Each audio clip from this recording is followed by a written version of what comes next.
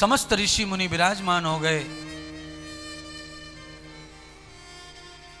भगवान श्री सूत जी के सामने प्रस्तुत कर दिया अपना विचार। भगवान, आप हमारे गुरुदेव बन जाओ और गुरु बनकर हमें ऐसा ज्ञान दो कि हम परम शांति परम गति को प्राप्त हो जाए। तावते तत्रानगतम गक्षः मह्यम यत्रो प्रबंधते। हे परमात्मा, हे सद्गुरुदेव, हम न जाने कहां कहां भटक रहे हैं, पर हमें कोई गति कोई मार्ग दिखाई नहीं दे रहा है। आप गोविंद हैं, गुरु हैं, हमें कोई मार्ग दिखाओ और ऐसा मार्ग दिखाओ कि उस मार्ग पर चलकर दोबारा पीछे लौटना ना पड़े और उस मार्ग से कोई और चौराहे पर जाकर किसी और दिशा में ना जाना पड़े। वो केवल शरणागति मार्ग हो, समर्पण मार्ग हो और वही मुक्ति मार्ग हो। और सुनिए, शरणागति मार्ग ही मुक्ति मार्ग होता है। जिस मार्ग में, जिस उद्देश्य में, जिस संस्थान में या जिस संसार में समर्पण मार्ग दिखा दिया, वही मार्ग मुक्ति मार्ग है। समर्पण मार्ग क्या है? तन मन धन सब तेरा कुछ।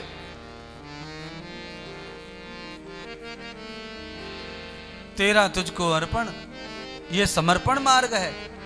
ये तन तेरा है, ये मन तेरा है, सब तेरा दिया है। मेरा तो संसार में कुछ नहीं है। मेरा अगर कुछ है तो वो सिर्फ कर्म है मेरा, और वो कर्म अच्छा या बुरा, पाप या पुण्य का हो सकता है, जो मेरे साथ ही रहेगा वो मेरा है। बाकी तो हे प्रभु सब तुम्हारा दिया है। इस काया पर मेरा कोई अधिकार नहीं है, मेरे मन पर भी मेरा अधिकार नहीं है, और मेरे जो शुभ कर्म है वो भी मेरे नहीं है। क्यों? मैं तो आपको दे चुका हूं। इदन्न ममः, इदन्न ममः, इदन्न ममः प्रजापतये अग्नये इंद्राये। ये सब तुम्हारा है, मेरा कुछ नहीं है। कितना बढ़िया मंत्र का आहुति का भाव है। न ममः इदम, नहीं मेरा है ये। क्या नहीं है मेरा? ये जिस पर हम कुंडली मारकर बैठ जाते हैं वो मेरा नहीं है। चाहे वो मकान हो, दुकान हो, खलियान हो, चाहे वो घर हो, दुनियादारी हो, ये सब झूठा झूठा हमने अपना अपना मान के रखा हुआ है, पर ये हम सब किसी का नहीं है। क्यों? क्यों नहीं है? क्योंकि बाबा गए, दादा गए, परबाबा गए, सब गए। कच्चा पक्का जो भी था वो सब छोड़ गए। एक रज का टुकड़ा, एक रेत का टुकड़ा भी साथ कोई नहीं ले गया। सब यहीं समाप्त हो गया। शरीर भी यहीं, सब कुछ यहीं रह गया है, कहीं कुछ गया नहीं है। इसीलिए यस्त धनम च भोगम, इसीलिए महात्मा कहते हैं कि धन का सही भोग कर लो, सही उपयोग कर लो। अगर धन का उपयोग और भोग सही नहीं है तो धन का होगा क्या? तो कहा पावते नाश कृतम, तो फिर धन का नाश होगा, धन समाप्त हो जाएगा। और धन समाप्त होने के लिए क्या होगा? फिर बच्चे बिगड़ जाएंगे, परिवार बिगड़ जाएगा। कोई दारू पिएगा, कोई सट्टा लगाएगा, कोई जुआ खेलेगा, कोई गुटखा खाएगा, कोई दिन भर थूकेगा, कोई दिन भर क्या करेगा। फिर ये धन से उस तरह का हो जाता है कि धीरे धीरे धन समाप्त हो जाता है, वैभव समाप्त हो जाता है, सुख समाप्त हो जाता है। आदमी मोहताज बन जाता है रोटी कपड़े मकान का।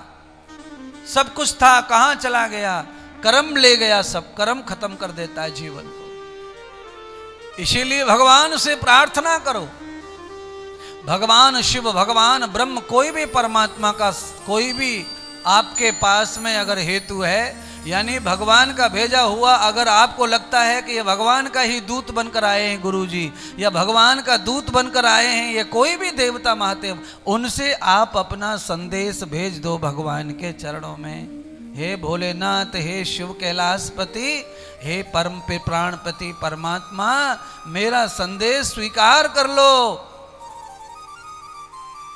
मैं आप तक नहीं पहुंच सकता, मेरी पहुंच इतनी नहीं है, तो मैंने पोस्टमैन का सहारा लिया है, आपके दूतों का सहारा लिया है, आपके भेजे हुए व्यासों का, आचार्य पंडितों का सहारा लिया है। आप मेरा संदेश सुन लेना और आप मेरा संदेश कह देना।